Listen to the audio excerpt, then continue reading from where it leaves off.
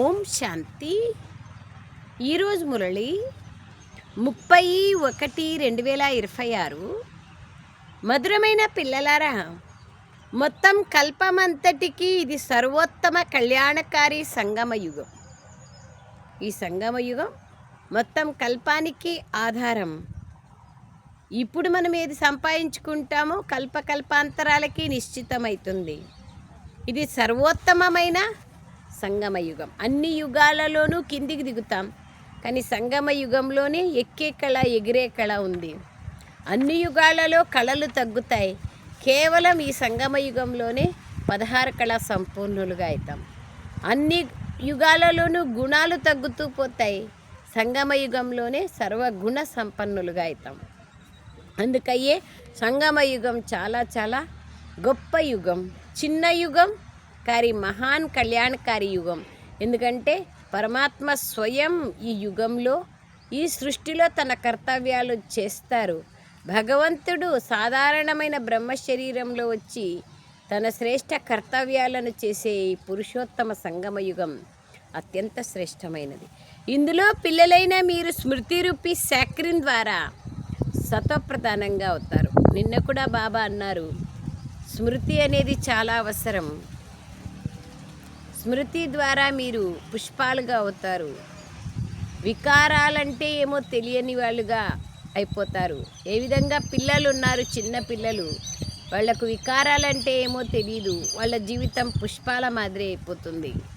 అలాగే మీరు కూడా వికారాలంటే తెలియని వాళ్ళుగా అయిపోతారు, సంపూర్ణ పవిత్రులుగా బాబా స్మృతి ద్వారానే. బాబా వాళ్ళు ఇవాళ అంటున్నారు, పిల్లలైన మీరు స్మృతి రూపీ శాక్రిన్ ద్వారా. శాక్రిన్ అంటే ఒక చుక్క వేసుకుంటే ఒక ఫుల్ మనకు కావలసినంత 2 స్పూన్ల చక్కెర పడినట్లుంటుంది సారం. స్మృతి రూపీ సారం, శాక్రిన్, స్వీట్, మధురం ద్వారానే మీరు సత్వప్రధానులుగా అవుతారు. ప్రశ్న: అనేక రకాలైన ప్రశ్నలు ఉత్పన్నమయ్యేందుకు కారణము మరియు వాటన్నింటికీ నివారణ ఏమి? జవాబు: దేహాభిమానం వచ్చినప్పుడు సంశయం ఉత్పన్నమవుతుంది, మరియు సంశయం ఉత్పన్నమైతే అనేక ప్రశ్నలు వస్తాయి. నేను పిల్లలైన మీకు పతితుల నుండి పావనులుగా అయ్యేందుకు మార్గాన్ని చూపిస్తున్నాను, అలా తయారు కాండి అని చెప్తున్నారు. ఏ పనినైతే ఇచ్చానో ఆ పనిలోనే ఉండడం ద్వారా అన్ని ప్రశ్నలు సమాప్తమైపోతాయి. వేరు వేరే దాంట్లలో మనం పోనేయకూడదు. ఎవరి పని వాళ్ళు, ఎవరి కర్తవ్యం వాళ్ళు. టీచర్ల కర్తవ్యం టీచర్లు, విద్యార్థుల కర్తవ్యం విద్యార్థులు. ఎవరి పని వాళ్ళు చేస్తేనే సరిపోతుంది, కానీ వేరే వాళ్ళ పనిలోకి మనం వెళ్తే మన కర్తవ్యాన్ని మనం మర్చిపోతాం. అందుకే బాబా అంటున్నారు, మన పనిలో మనం నిమగ్నమైతే మనకు ప్రశ్నలే ఉండవు. పాట: మిమ్మల్ని పొంది బాబా మేము సర్వస్వాన్ని పొందాం. భూమి ఏమి, ఆకాశమేమి, సముద్రమేమి అన్నీ పొందాం బాబా. ఓం శాంతి. ఓం శాంతి బాబా. మధురాతి మధురమైన ఆత్మిక పిల్లలు పాటలు విన్నారు. మధురాతి మధురమైన ఆత్మిక పిల్లలు అని ఎవరన్నారు? తప్పకుండా ఆత్మిక తండ్రిని. మధురాతి మధురమైన ఆత్మిక పిల్లలు ఇప్పుడు సముఖంగా కూర్చున్నారు మరియు తండ్రి ఎంతో ప్రేమగా అర్థం చేయిస్తున్నారు. ఒక్క ఆత్మిక తండ్రి తప్ప సర్వులకు సుఖశాంతినిచ్చే లేదా సర్వులను ఈ దుఃఖాల నుండి విముక్తులను చేసేవారు ఇంకెవ్వరూ లేదు. ప్రపంచం అంతటిలోనూ మానవమాతృలెవ్వరూ ఆ విధంగా ఉండరు. కావుననే దుఃఖంలో తండ్రిని స్మృతి చేస్తూ ఉంటారు. పిల్లలైన మీరు సమ్ముఖంగా కూర్చున్నారు. బాబా మనల్ని సుఖధామానికి అర్హులుగా తయారు చేస్తున్నారని మీకు తెలుసు. సదా సుఖధామానికి అధిపతులుగా తయారు చేసే తండ్రి సమ్ముఖంలో మీరున్నారు. సమ్ముఖంగా వినడంలోనూ దూరంగా ఉంటూ వినడంలోనూ ఎంతో తేడా ఉంటుంది. ఖచ్చితంగా ఇక్కడ వినడంలో, సెంటర్లలో వినడంలో, మధుబనం వినడంలో ఎంత తేడా, చాలా రాత్రికి పగలుకున్నంత తేడా ఉంటుంది. సెంటర్లో వినడంలో, ఇంట్లో మొబైల్లో వినడంలో రాత్రికి పగలకుండేంత తేడా ఉంటుంది. బాబా ఒకసారి చెప్పారు, సతోప్రధానం మురళి వినే దాంట్లో కూడా సతోప్రధాన స్థితి, రజోప్రధాన స్థితి, తమోప్రధాన స్థితి అని దేన్నంటారు అని సకార బాబా మురళిలోనే తెలియజేశారు. మధుబనంలో సముఖంగా వస్తారు. మధుబనం ఎంతో ప్రసిద్ధమైనది. మధుబనంలో వారు కృష్ణుని చిత్రాన్ని చూపించారు. అక్కడ ద్వారకా మధురలో కృష్ణుని చిత్రాన్ని చూపించారు. కానీ నిజానికి కృష్ణుడు లేడు. ఇందులో ఎంతో శ్రమించాల్సి ఉంటుందని పిల్లలైన మీకు తెలుసు. స్వయంని గడియ గడియ ఆత్మగా నిశ్చయం చేసుకోవాలి. ఆత్మనైనా నేను తండ్రి నుండి వారసత్వాన్ని తీసుకుంటున్నాను. మొత్తం చక్రం అంతట్లోనూ తండ్రి ఒకేసారి వస్తారు. ఇది కల్పం యొక్క శ్రేష్టమైన సంగమయుగం. దీనికి పురుషోత్తమ సంగమయుగం అనే పేరు పెట్టారు. మనుష్య మాతృలందరూ ఉత్తములుగా అయ్యే సంగమయుగం ఇదే. ఇప్పుడైతే మనుష్య మాతృలందరూ తమోప్రధానంగా అయిపోయారు. మళ్ళీ సత్వప్రధానంగా కావాలి. సత్వప్రధానంగా ఉన్నప్పుడు ఉత్తమంగా ఉంటారు. తమోప్రధానంగా కావడం వల్ల మనుషులు కూడా కనిష్ఠులుగా అయిపోతారు. కావున ఇప్పుడు తండ్రి ఆత్మలకు సమ్ముఖంగా కూర్చొని అర్థం చేయిస్తారు. మొత్తం పాత్రనంతటినీ ఆత్మనే అభినయిస్తుంది, కానీ శరీరం కాదు. ఆత్మలైన మనము నిజానికి నిరాకారి ప్రపంచం శాంతిధామంలో ఉంటామని మీ బుద్ధిలోకొచ్చింది. ఇది ఎవ్వరికీ తెలియదు. అలాగే స్వయం అర్థం చేయించలేరు కూడా. ఇప్పుడు మీ బుద్ధి తాళం తెరుచుకోండి. తప్పకుండా ఆత్మలు పరంధామంలో ఉంటాయని మీరు అర్థం చేసుకున్నారు. అది నిరాకారి ప్రపంచం, ఇది సాకారి లోకం. ఇక్కడ ఆత్మలైన మనమంతా నటులం. శరీరాన్ని ధరించి పాత్రను అభినయిస్తున్నాం. మొట్టమొదట పాత్రను అభినయించేందుకు మనమే వస్తాం సాకార ప్రపంచంలో. మళ్ళీ నంబర్ వారుగా అందరూ వస్తూ పోతారు. నటులందరూ ఒకే కలిసి రారు కదా. ఇప్పుడు సినిమాలో ఎంతమంది పాత్రధారులు ఉంటారో వాళ్ళందరూ ఒకేసారి వస్తారా? ఒకేసారి విలన్, ఒకేసారి హీరో, ఒకేసారి హీరోయిన్. ఏం బాగుంటుంది? అది బాబా అంటారు. నటులందరూ ఒకేసారి కలిసి రారు. రకరకాల నటులు వస్తూ ఉంటారు. ఎప్పుడైతే నాటకం పూర్తి అవుతుందో అప్పుడే అందరూ కలుస్తారు. ఇప్పుడు మీకు పరిచయం లభించింది. ఆత్మలైన మనం నిజానికి శాంతిధామ నివాసులం. పాత్రను అభినయించేందుకు ఇక్కడికి వస్తారు. తండ్రి సదా పాత్రను అభినయించేందుకు రారు. మనమే పాత్రను అభినయిస్తూ సత్వప్రధానం నుండి తమోప్రధానంగా అవుతాం. ఇప్పుడు పిల్లలైన మీకు సమ్ముఖంగా వినడంలో ఎంతో ఆనందం కలుగుతుంది. ఇంతటి ఆనందం మురళి చదవడం ద్వారా కలగదు. రాసుకోండి, 100% రాసుకోండి. సమ్ముఖంలో మురళిని చదవడంలో ఉండే ఆనందం ఇంట్లో చదవడంలో ఉండదు. ఇక్కడ సమ్ముఖంగా ఉన్నారు.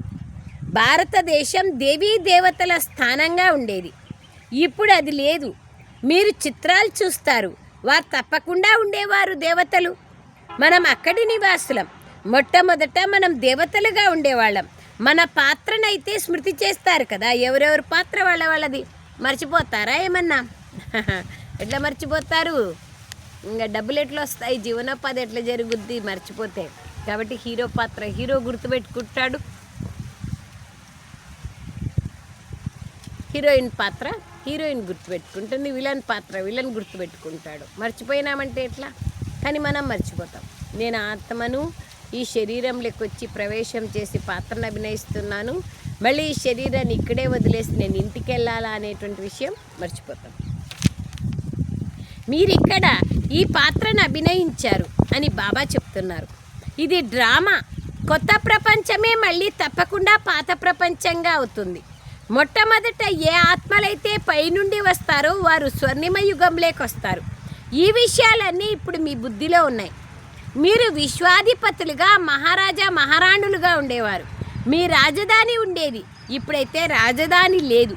ఇప్పుడు మీరు నేర్చుకుంటున్నారు. మనం రాజ్యాన్ని ఎలా నడుపుతాం? అక్కడ మంత్రులు ఉండరు, అక్కడ సలహా ఇచ్చేవారి అవసరం లేదు. తెలివి లేకుంటే కదా వేరే వాళ్ళు సలహా ఇవ్వాలి. వారు శ్రీమతం ద్వారా శ్రేష్టాతి శ్రేష్టంగా అయిపోతారు.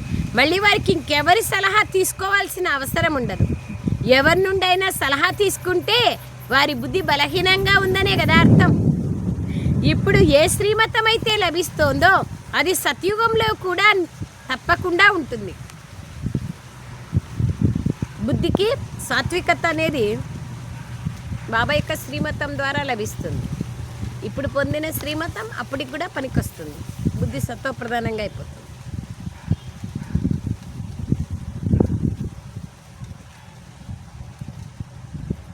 సత్యుగంలో కూడా నిలిచి ఉంటుంది. మొట్టమొదట తప్పకుండా ఈ దేవీ దేవతలకు అర్ధకల్పం రాజ్యం ఉండేది. ఇప్పుడు మీరు అర్థం చేసుకున్నారు. ఇప్పుడు మీ ఆత్మ రిఫ్రెష్ అవుతోంది. ఈ జ్ఞానాన్ని పరమాత్మ తప్ప ఎవ్వరూ అర్థం చేయించలేరు. ఇప్పుడు పిల్లలైన మీరు ఆత్మాభిమానులుగా కావాలి. మీరు శాంతిధామం నుండి వచ్చి ఇక్కడ టాకీగా అయ్యారు. ఇలా టాకీగా అవ్వకుండా కర్మలు జరగవు. శబ్దం లేక రాకుండా ఎట్ల పనులు జరుగుతాయి? ఇవి చాలా బాగా అర్థం చేసుకోవాల్సిన విషయాలు. ఏ విధంగా తండ్రిలో మొత్తం జ్ఞానమంతా ఉందో అలాగే మీ ఆత్మలో కూడా జ్ఞానం ఉంది. నేను ఒక శరీరాన్ని వదిలి సంస్కారాల అనుసారంగా మళ్ళీ ఇంకొక శరీరాన్ని తీసుకుంటాను అని ఆత్మ అంటుంది. పునర్జన్మలు కూడా ఆత్మనే తీసుకుంటుంది. ఆత్మకు ఏ పాత్ర అయితే లభించిందో దాన్ని అభినయిస్తూ ఉంటుంది. సంస్కారాల అనుసారంగా జన్మలు తీసుకుంటారు. దినప్రతిదినము ఆత్మలోని పవిత్రత శక్తి తగ్గిపోతూ వస్తుంది. పతితమన్న పదం ద్వాపరము నుండే వాడుకలేకొస్తుంది. అయినా కొద్దిగా తేడా తప్పకుండా ఉంటుంది. మీరు కొత్త ఇంటిని నిర్మించిన 1 నెల తర్వాత తప్పకుండా కొంత తేడా వస్తుంది కదా. బాబా మనకు వారసత్వాన్ని ఇస్తున్నారని ఇప్పుడు పిల్లలైన మీరు అర్థం చేసుకున్నారు. పిల్లలైన మీకు వారసత్వాన్ని ఇచ్చేందుకు నేను వచ్చానని బాబా చెప్తున్నారు. ఎవరు ఎంతగా పురుషార్థం చేస్తారో అంతగా పదవిని పొందుతారు. బాబా వద్ద ఎటువంటి తేడానూ లేదు. తండ్రికి తెలుసు వారు ఆత్మలైన మనల్ని చదివిస్తున్నారు. తండ్రి నుండి వారసత్వాన్ని తీసుకునే హక్కు ఆత్మకుంది. ఇందులో స్త్రీ పురుషులు యొక్క తేడా లేదు. ఆ బాబాతో ఆస్తి తీసుకునే దాంట్లో తేడా అనేది లేదు. స్త్రీలైనా తీసుకోవచ్చు, పురుషులైనా తీసుకోవచ్చు. ఆత్మకు అవన్నీ తేడాలు ఎక్కడున్నాయి? మీరందరూ పిల్లలే. తండ్రి నుండి వారసత్వాన్ని తీసుకుంటున్నారు. ఆత్మలందరూ సోదరులు. వారిని తండ్రి చదివిస్తున్నారు, వారసత్వాన్ని ఇస్తున్నారు.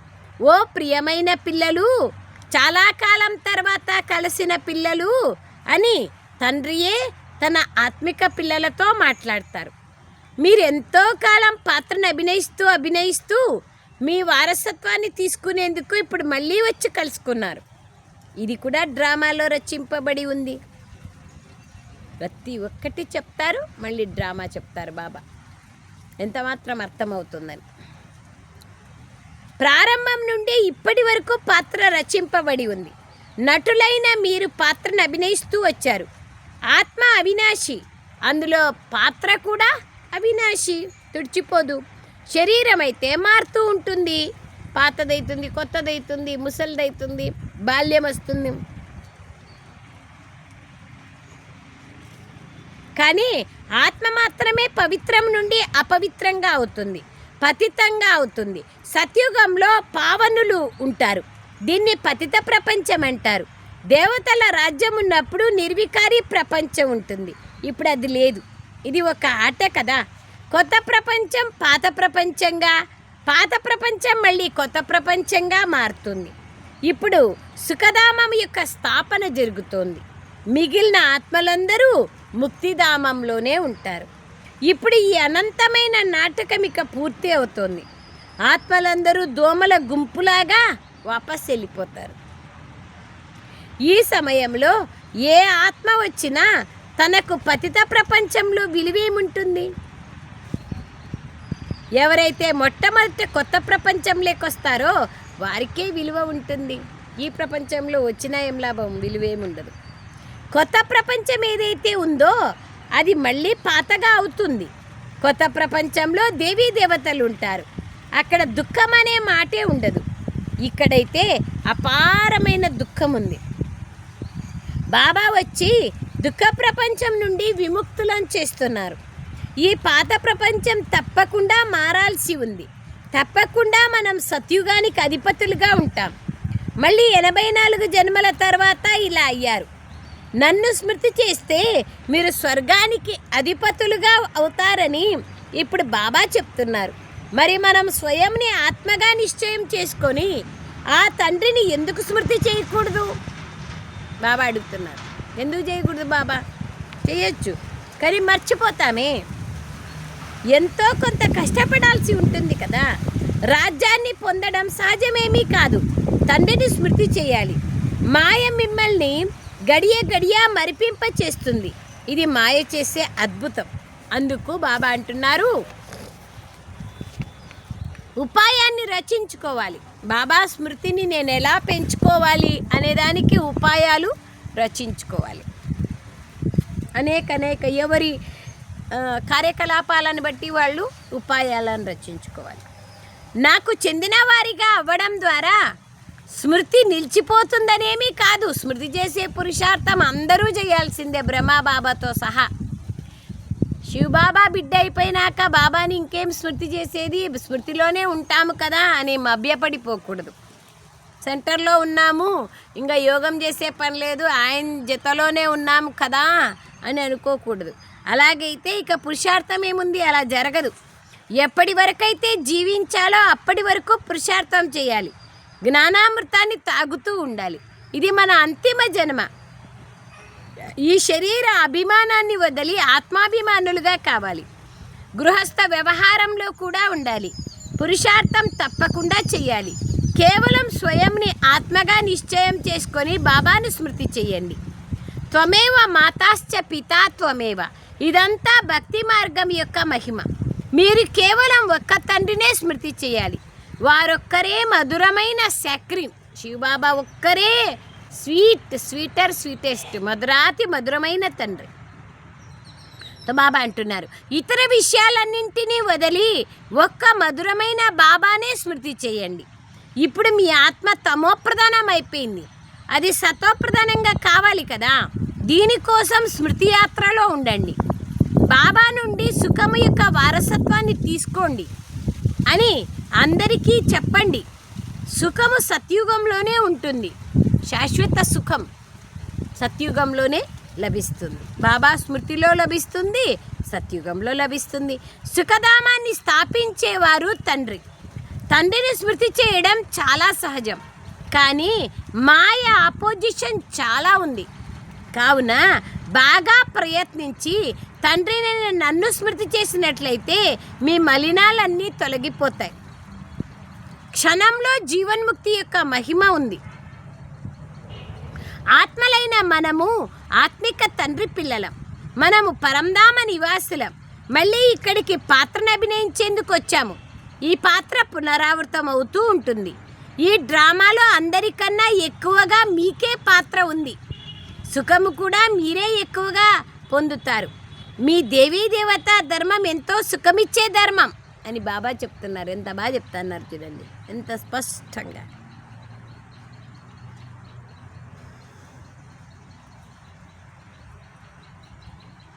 మిగిలిన వారంతా ఆటోమేటిక్గా లెక్కాచారాలను తీర్చుకొని శాంతిధామంలోకి వెళ్ళిపోతారు. మనం ఎక్కువ విస్తారంలోకి ఎందుకు వెళ్ళాలి? అందరినీ తిరిగి తీసుకెళ్లేందుకు బాబా వచ్చారు. దోమల గుంపు వలె అందరినీ వాపస్ తీసుకెళ్తారు. సత్యుగంలో చాలా కొద్ది మంది ఉంటారు. చాలా కొద్ది మంది అంటే 9 లక్షల మంది.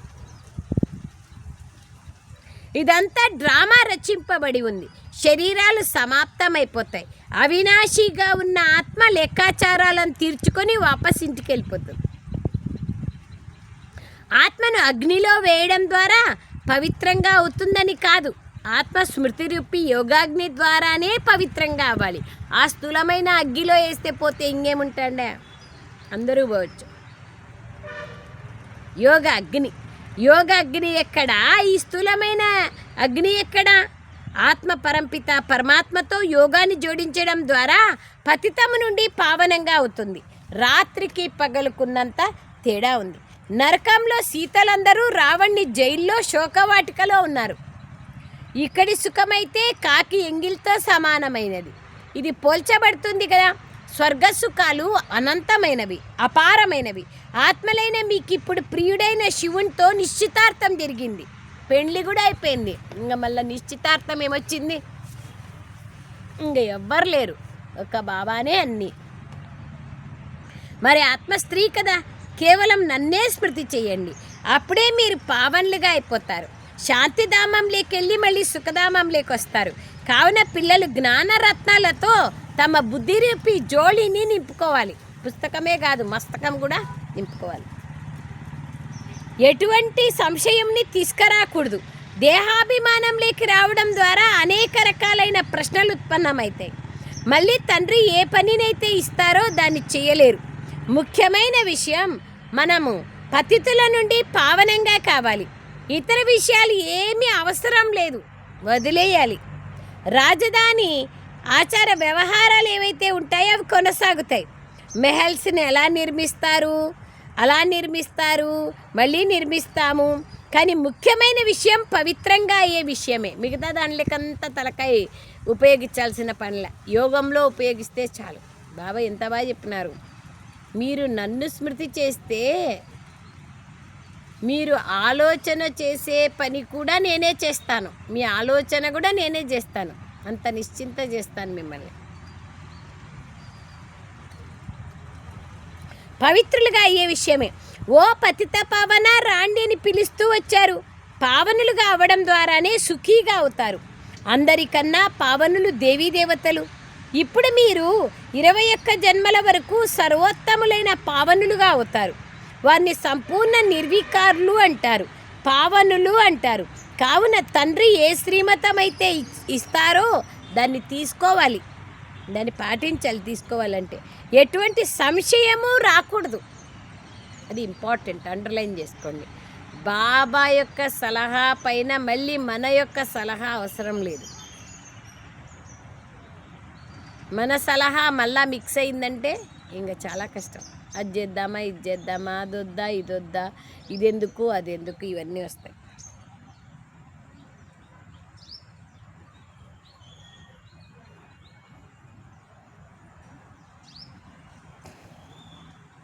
ఇరవై 21 జన్మల వరకు సర్వోత్తమ పావనులుగా అవుతారు.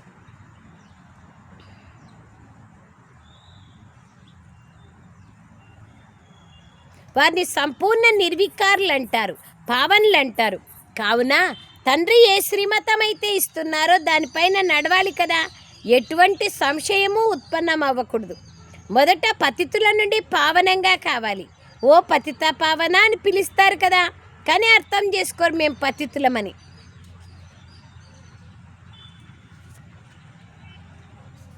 ముఖ్యమైన విషయమే పవిత్రతా విషయం, పావనంగా అయ్యే విషయం.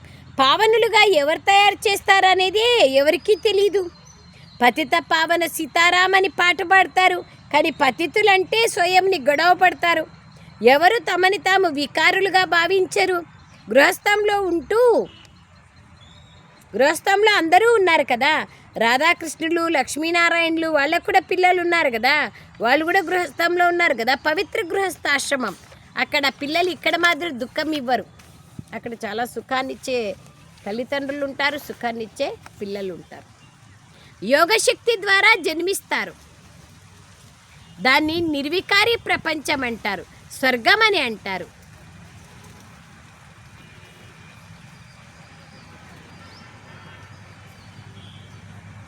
స్వర్గం అని అంటారు, అది శివాలయం. పతిత ప్రపంచంలో పావనులు ఒక్కరు కూడా లేరు. ఆ తండ్రి తండ్రి అయినారు, టీచర్ అయినారు, సద్గురువు అయినారు. వీరు అందరికీ సద్గతినిస్తున్నారు. అక్కడ ఒక్క గురువు వెళ్ళిపోతే వారి పిల్లల్ని పీఠాధిపతులుగా చేస్తారు. మరి వారు సద్గతిలోకి ఎలా వెళ్తారు? సర్వుల సద్గతి దాత ఒక్క బాబాని. సత్యుగంలో కేవలం దేవతలే ఉంటారు. మిగిలిన ఆత్మలందరూ శాంతిధామంలోకి వెళ్ళిపోతారు, రావణ రాజ్యం నుండి విముక్తులైపోతారు. బాబా తండ్రి అయినా విముక్తులైపోతారు. తండ్రి అందరినీ పవిత్రంగా తయారు చేసి వాపస్ తన జతలో ఇంటికి తీసుకెళ్తారు. పవిత్రత వల్ల ఎవరు వెంటనే పతితులుగా అయిపోరు. అంత అర్ధకల్పం పవిత్రంగా ఉంటారు. నంబర్ వారుగా కిందికి దిగుతారు. సతోప్రధానుల నుండి సతోగా, రజోగా, తమోగా అవుతారు. ఇవంతా జ్ఞానం మీ బుద్ధిలో ఉంది. 21 జన్మల జ్ఞానం కూర్చొని ఉంది. ఇప్పుడు మీరు లైట్ హౌస్ వంటి వారు. ఈ చక్రం ఎలా తిరుగుతోందో జ్ఞానం ద్వారా మీరు తెలుసుకున్నారు. ఇప్పుడు పిల్లలైన మీరు మిగిలిన వాళ్ళందరికీ దాన్ని తెలియచేయాలి. అందరూ నావలు, మీరు దారిని చూపించే పైలట్లు. ఎవరు మనము ఈరోజు స్వమానము? నేను అందరికీ దారిని చూపించే పైలట్, గైడ్, మార్గదర్శకులు. మీరు శాంతిధామం, సుఖధామం యొక్క స్మృతి చేయండి. కలియుగం అనే దుఃఖధామాన్ని మర్చిపోండి అని బాబా చెప్తున్నారు. ఇది అందరికీ చెప్పండి, కలియుగాన్ని మర్చిపోండి అని. అచ్చా मीठे मीठे सिकलरे बच्चों प्रति मात पिता बाप दादा का याद प्यार और गुड मॉर्निंग. रूहानी बाप की रूहानी बच्चों को नमस्ते. हम रूहानी बच्चों की रूहानी मात पिता बाप दादा को याद प्यार गुड मॉर्निंग और नमस्ते नमस्ते नमस्ते बाबा नमस्ते. Thank you Baba, thank you. సారాంశం, ఎప్పటి వరకైతే జీవించాలనో అప్పటి వరకు జ్ఞానామృతాన్ని తాగుతూ ఉండాలి. జ్ఞానరత్నాలతో మీ జోలిని నింపుకోవాలి. సంశయం లేకొచ్చి ఎటువంటి ప్రశ్నను వేయకూడదు. సెకండ్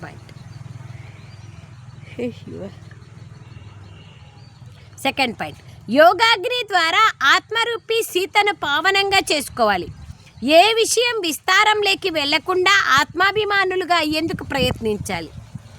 శాంతిధామాన్ని మరియు సుఖధామాన్ని గుర్తు చేసుకోవాలి.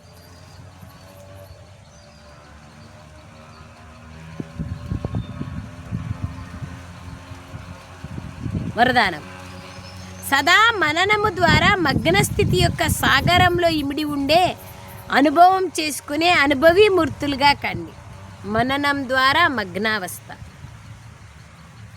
వివరణ, అనుభవాలను పెంచేందుకు ఆధారము మనన శక్తి.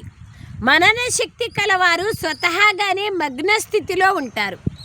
మగ్నస్థితిలో యోగాన్ని జోడించాల్సిన అవసరం లేదు. ఇది నిరంతరంగా జోడింపచేసేటువంటిది. కష్టపడాల్సిన అవసరం ఉండదు. మగ్నస్థితి అనగా అనుభవం యొక్క సారంలో ఇమిడిపోవడం. ఎలా ఇమిడిపోవాలంటే ఇంకెవ్వరూ మిమ్మల్ని వేరు చేయకూడదు, అంత స్ట్రాంగ్గా బాబాతో కలిసి ఉండాలి. కాబట్టి ఇక శ్రమ నుండి విముక్తులు కాండి. మీరు సాగర్ని పిల్లలు కావున చిన్న చిన్న కాలవల్లో కొలంలో స్నానం చేయడం మానేయండి. సాగరంలో ఇమిడిపోండి. అప్పుడే అనుభవీ మూర్తులను పిలుచుకుంటారు. స్లోగన్, ఎవరి ప్రతి సంకల్పము ప్రతి క్షణము సమర్థవంతంగా ఉంటుందో వారే జ్ఞాన స్వరూపాత్మలు. శక్తిశాలిగా ఉంటుందో వారికే జ్ఞానం ఉన్నట్లు. జ్ఞానం అంటే శక్తి కదా. శక్తి ఉంటే శక్తిని ఉపయోగిస్తే శక్తిశాలిగా అవుతాం. అవ్యక్త ప్రేరణ, ఈ అవ్యక్త మాసంలో బంధనముక్తులుగా జీవన్ముక్త స్థితిని అనుభవం చేయండి. ఒకవేళ ఏదైనా స్వభావము, సంస్కారము, వ్యక్తి లేదా వైభవాల బంధనం తన వైపుకి ఆకర్షితం చేస్తూ ఉంటే బాబా స్మృతి అనే ఆకర్షణ ఎల్లప్పుడూ ఉండదు. బంధనాలుంటే బాబా స్మృతి ఎట్లుంటుంది? కర్మాతీతులుగా అవ్వడం అనగా సర్వ కర్మబంధనాల నుండి ముక్తులుగా అవ్వడం. ప్రకృతి ద్వారా నిమిత్తంగా కర్మ చేయించడం శరీరం ద్వారా. ఆ తర్వాత అతీతులుగా అయ్యే ఈ అభ్యాసాన్ని పక్కా చేసుకోండి. చేయించేవారు మరియు చేసేవారు వేరువేరుగా ఉన్నాయి. కర్మేంద్రియాలు కూడా పూర్తిగా సేవ అన్న ఈ అనుభూతిని స్వతహాగా చేయాలి. కర్మేంద్రియాలు కూడా పూర్తిగా వేరు అనే అనుభూతి చేయాలి. కర్మేంద్రియాలు కూడా వేరు, నేను ఆత్మ వేరు. రెండు, ఇల్లు వేరు, ఇంటి యజమాని వేరు.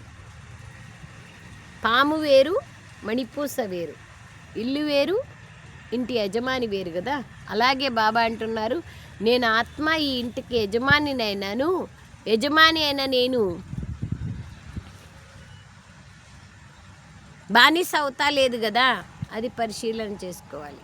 అచ్చా, Om Shanti. Thank you Baba, thank you.